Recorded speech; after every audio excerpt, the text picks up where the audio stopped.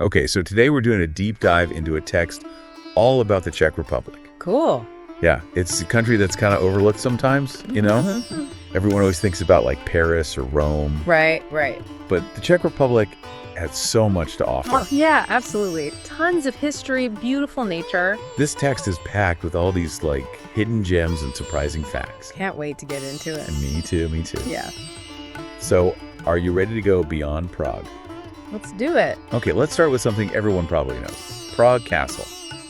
But it's not just any castle, right? No, not at all. It's the largest ancient castle complex in the entire world. In the whole world. Wow. Yep, it's been standing there for over 1,000 years. Can you imagine? 1,000 years.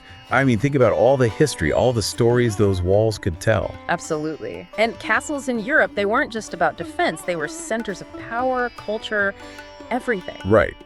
And then there's the whole City of 100 Spires thing. Oh yeah, Prague's famous for that. So many churches, each with its own unique look. Yeah, you see everything from Gothic, with those pointed arches reaching for the sky, to Baroque, which is all about grandeur and drama.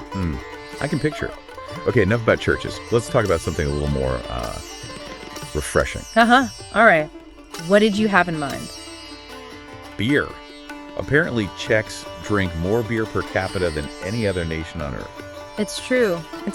And it's not just about drinking to get drunk. It's part of the culture, you know? Like a social thing. Exactly. A way to connect with friends, family, your community. And it's been a constant through a lot of tough times. That makes sense. A little comfort, a little bit of national pride. Exactly. Oh, and speaking of beer, you know Pilsner beer. That originated in the Czech Republic in a city called Pilsen. Really?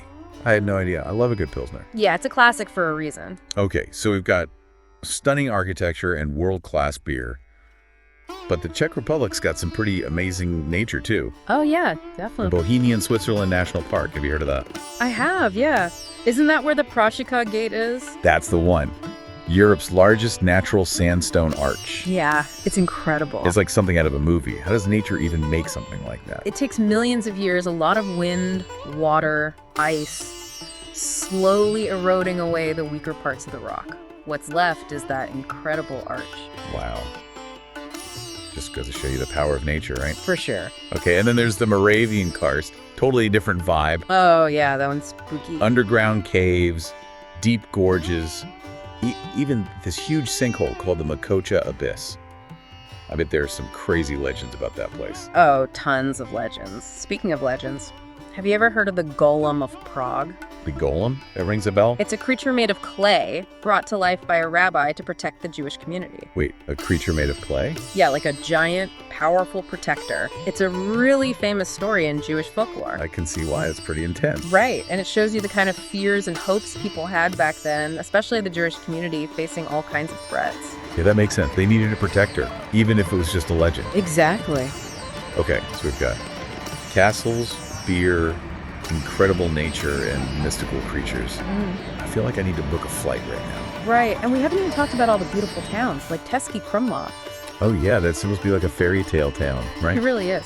Medieval and Renaissance architecture, cobblestone streets, think high-pitched roofs, ornate gables, even sgraffito. Graffito. This really cool wall decoration where they scratch away layers of plaster to reveal different colors. Wow.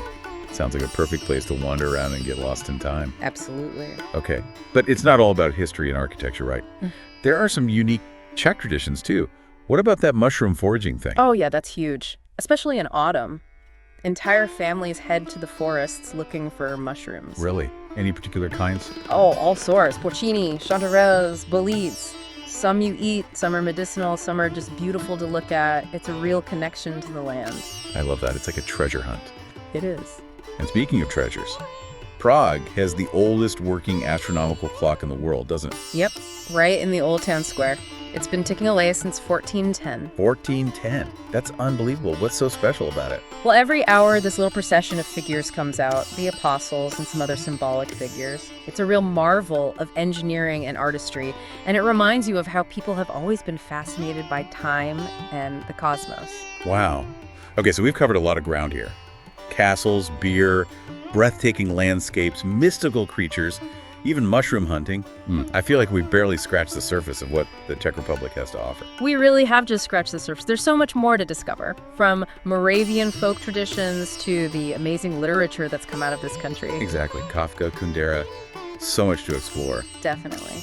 Well, I think we've given our listeners a pretty good taste of what makes the Czech Republic so special. If you're looking for a travel destination that's off the beaten path, full of surprises, and steeped in history, well, the Czech Republic might just be calling your name. I think so too.